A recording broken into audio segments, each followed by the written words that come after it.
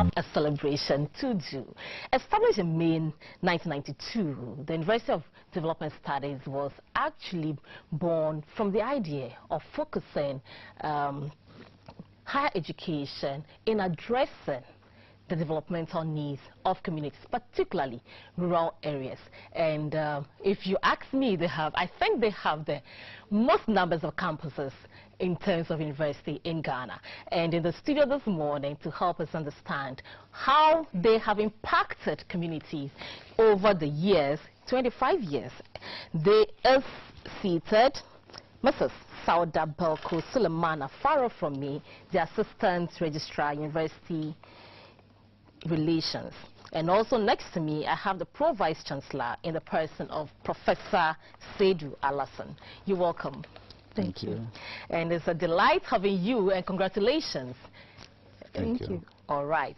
So let's get into it. University of Development Studies, you have a very interesting mandate to execute. And 25 years on, you want to actually assess your own impact, the impact you have made in achieving the mandate that you have been given. Tell us a bit about this, University of Development Studies. Thank you very much, Harriet, for giving us this chance to share with you what the University for Development Studies is all about. It was set up in 1992 under the PNDC Law 279 to achieve three main aims. Number one, UDS was set up to provide higher education to all qualified people, both within and outside Ghana. Number two, the university was set up to undertake research and to promote the dissemination of knowledge. And number three, which is very, very important, is that the university was set up to blend the academic world with that of community, so that we can promote community development across the nation. So these are the three reasons why the UDS was established. However, we discussed in 25 years of the existence of the University of Development Studies, and I have seated with me Professor Saidu Alassane, who is the Pro-Vice Chancellor of the university, and also Mrs. Sauda Belko Sulemana, who is Assistant Registrar, University Relations. And earlier they gave us a brief about what the mandate of the university is. Among other things, it's supposed to provide opportunity for people of all parts of this country and beyond to have tertiary education, and also give that blend between tertiary education as well as community development. And that is where I want to focus on right now. How have you been able to achieve this target of yours, that is blending tertiary education with the community development? I think, Harriet, that's very important. The university, in short, has its motto as knowledge for service. That is our motto. You have the knowledge, you must use it for service to people. In order to blend the academic world with the community, the university has been running this program that we call Third Trimester Field Practical Program. It is usually a program where you have every student doing any kind of program in the university is sent to the rural area to stay there, live there, learn there, work there, and then for a number of 8 weeks. Wow, that's an interesting one. Yeah, so this Third Trimester Field Practical Program is one of the ways by which we work closely with the communities. And through that, we've been able to visit several communities in the rural savannah area, even in Ashanti region, and then Brown Hafo. Yes. All that we have sent our students. And they have been able to study these communities to identify their developmental challenges, documented this information, and we have a collection, data, where you can just come and say, okay, what can I know about this particular community? And then the information will be available. Another aspect is that the university has taken the initiative to identify a few civil society organizations operating in the northern savannah, and we have struck a kind of partnership with them because they deal directly with the communities and we are also in the classroom. So we have come together as partners. They bring us their community experience. We also bring them our theories and models. So we can share. All right. So far we have gotten about 12 NGOs operating in poverty reduction, energy, water supply, sanitation, even good governance. So, as it were, we're trying to practicalize education. So with these two approaches, I think we are fulfilling that mandate of the blending of the academic world. Yeah, and that is something I did not know about UDS. You have just educated me on that. And I'll come later for you to assess, to give your own assessment of what the impacts you think have been so far. But then I would like to go to Madam Sauda and find out from you, what are some of the programs that you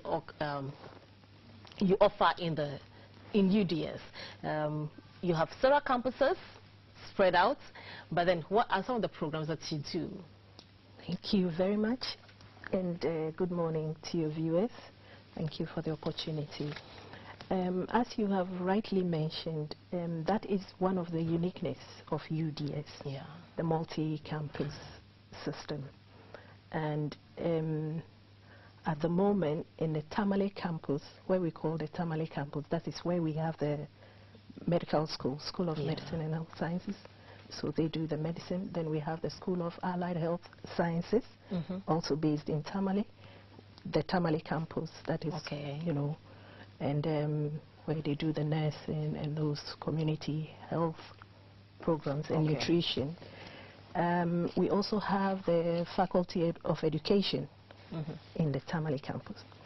So actually, it's as if this is where the sciences, the medical school and the School of Allied Health Sciences are based.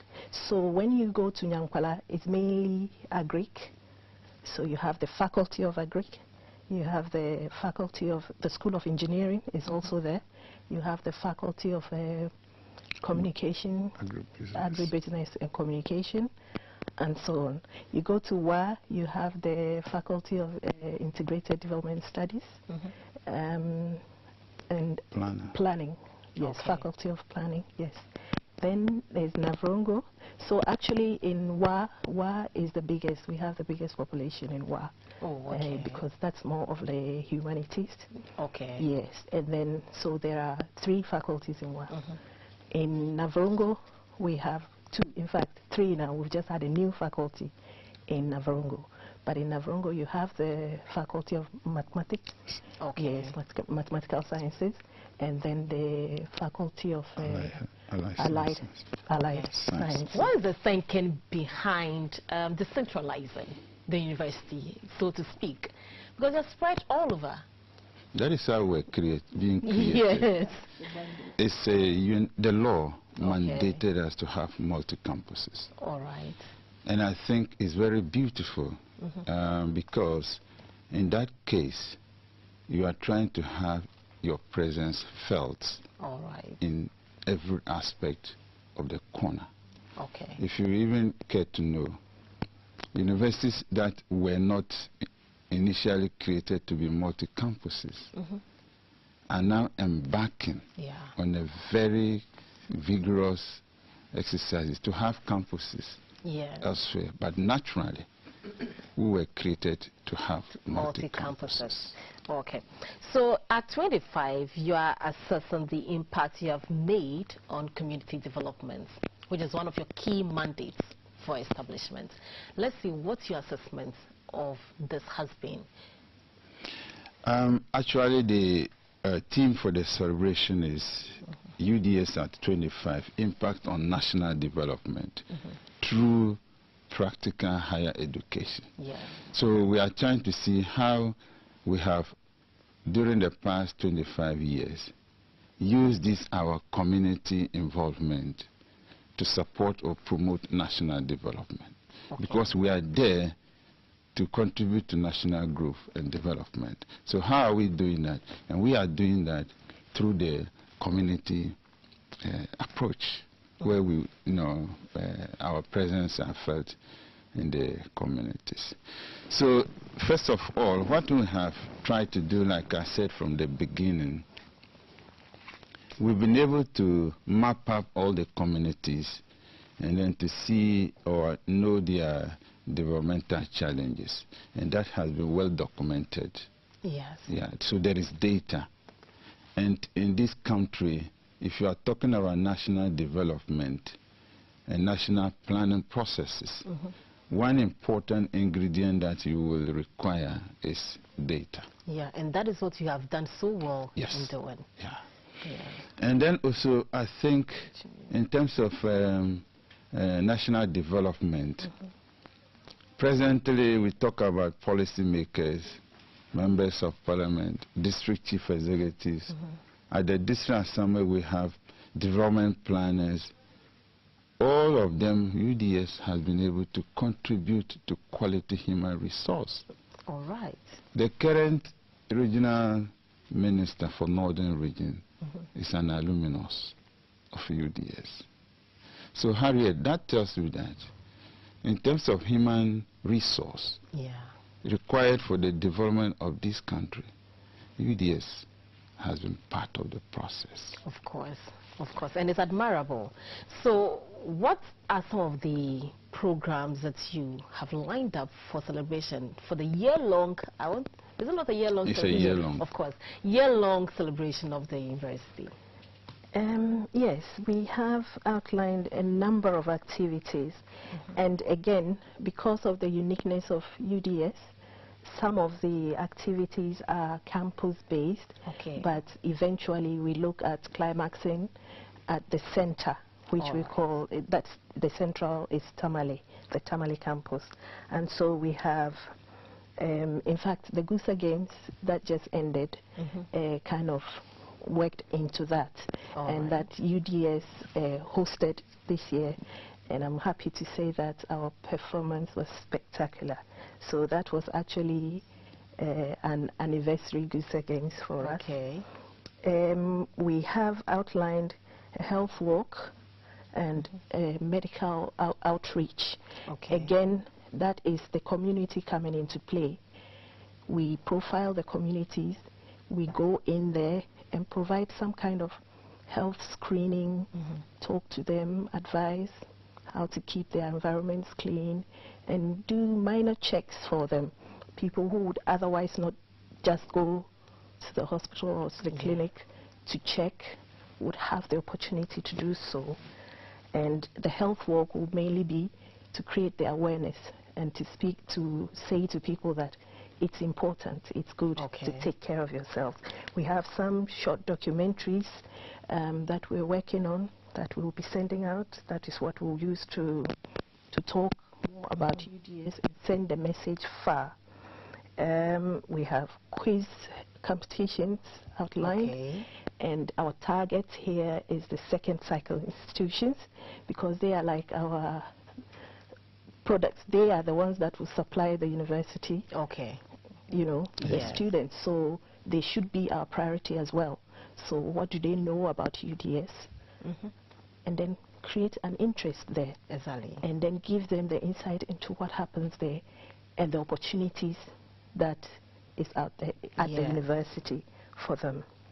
We have cultural displays, food bazaar, because we have the nutrition, we have the faculties in Nyankpala, sorry. And so these are things that we're trying to use, like again, this is what we're doing, theory, yes. but the practical. So what can be done? How can you use this to nourish yourself? What are the various ways you can use potato, for example, and the benefits you get from it? So then it's all about that. So some of the programs, these are some of the programs, and I think that I can't do without not mentioning the Africa Leadership Lectures, which we usually have in April. All right. This year will be the 6th in the series, and we would call it the Anniversary Africa Leadership Lectures. Yeah. And so maybe at another time we'll have an opportunity to delve more into that. Yes. But that is a whole flagship lecture series on its own. We have tree planting exercises and also some award ceremonies to award maybe past staff of UDS, students, what have you, and people who have contributed in diverse ways to enhance the growth of UDS. All right. To have chalked this. You have actually endeared me to the school, I must confess, this morning. There's so much I did not know about the school, and this is why we need to carry out some education, giving us more information about what you do actually, because it's important that we do know that you have data that can help us develop our community, and particularly these are updated data that students and lecturers are engaged in. Yeah, so Harriet, I just wanted to buttress one of the points that she raised. You know, one of the lessons that we've learned from our existence in the communities is that there is so much land degradation, desertification that is creeping in slowly into this country. So this 25th anniversary, or this Silver Jubilee, thought it very wise to include tree planting. Yes. Okay, as a way of minimizing, educating the populace, the communities to buy into tree planting. That will help minimize that land degradation. And we'll see to it that the trees grow. We will. Not just planting them, we'll see to it that they grow. So planting and growing the trees. Sure. And the award session, I think she also commented on that. That will be the climax of the event. And we are tying it to our November graduation. And then we intend to bring around people who have helped to set up this university.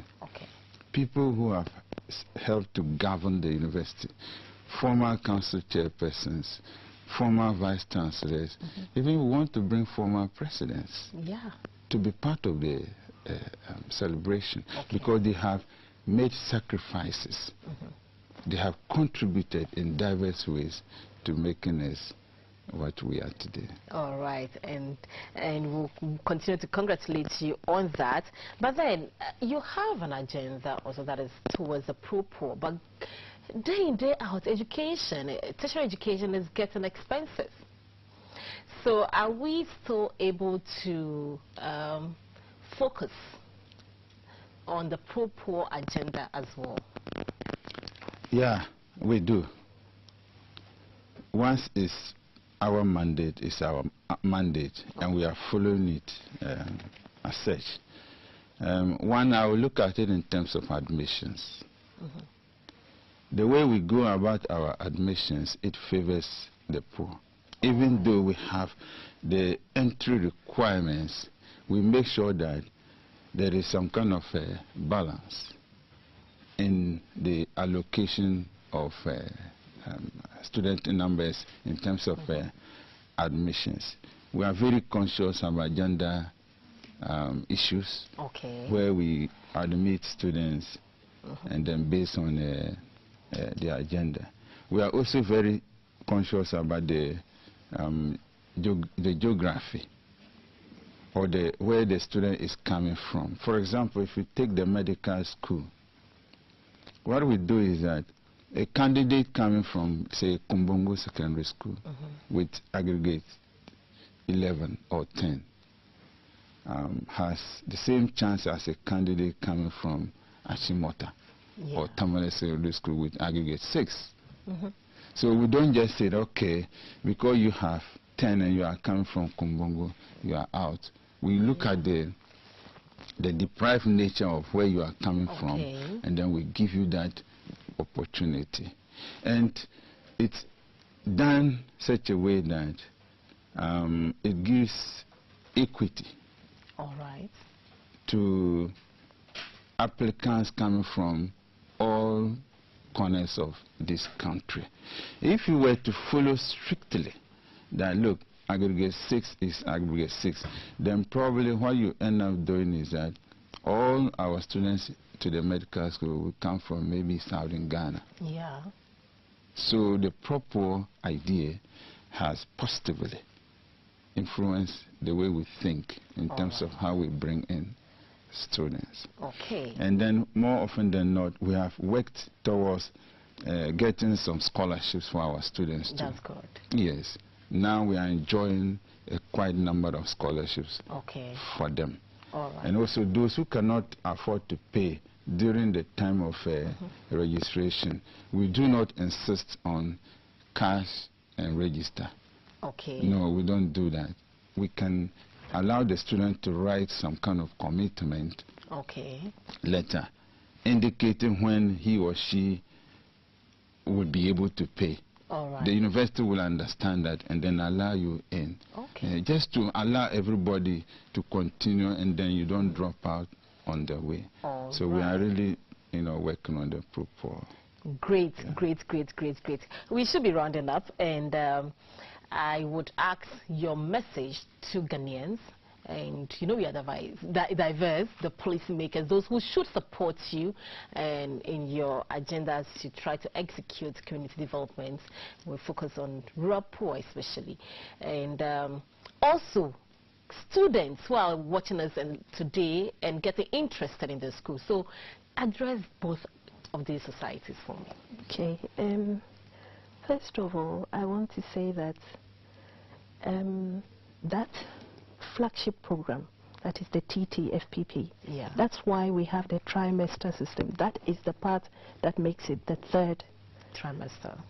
And so students of UDS have something other students from other universities, sister universities, don't particularly have.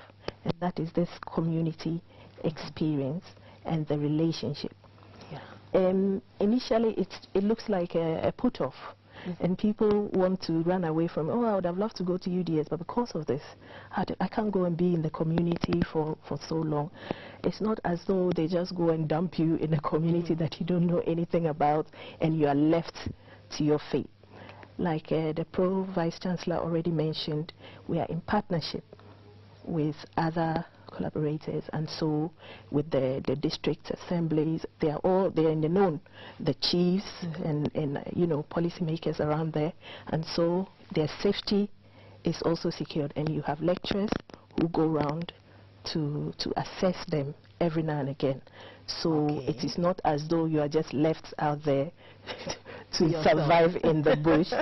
But one of the good things that has come out of this is that before they come out into the world of job, they already have this community experience where you're looking for a job, and once they say you're being sent to this community or to a rural area, and it's like, oh no, you don't want to go. But by that time, they already have, and they have a commitment, a relationship, and they are even eager to go.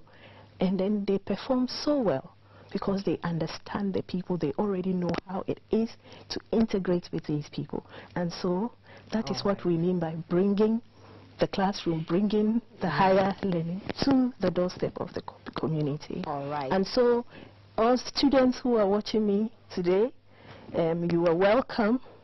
We are happy to welcome more applicants this year. you will be the anniversary, Silver Jubilee matriculants, and so you're all welcome. Please do visit our website or call us on 037 209 8602 or 037 209 4930 for further inquiries.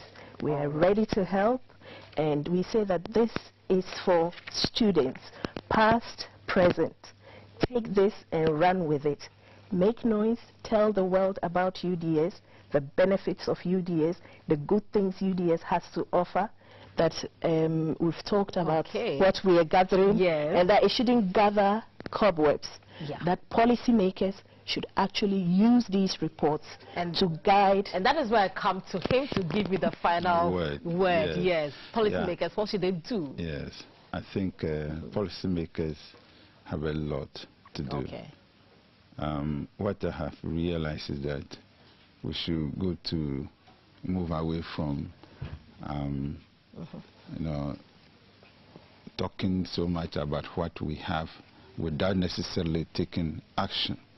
By that I mean that the information that we have, a couple of weeks ago, the Vice President already promised that he was following up for that data. He said it internally during our special congregation. So we have the hope and believe that that is the beginning of the action. If they are able to come to us and we sit down together, prioritize the data and look at the aspects that we require. For example, we are so much crying about security. We are talking about unemployment. We are talking about one district, one diamond. All these things, we can get information and then they will help us to answer the questions. And so we say thanks and congratulations to you, and we wish you the very best in your celebrations as well. Professor Seydou Alassane is a Pro-Vice Chancellor of the University of Development Studies, and Mrs. Sauda Belko Sulemana is Assistant Registrar of the University Relations, also University of Development Studies, and they'll be talking to us about the 25th anniversary celebration of UDS and inviting us to come join them in the celebration and also come and experience the education at UDS, which has the most campuses in Ghana.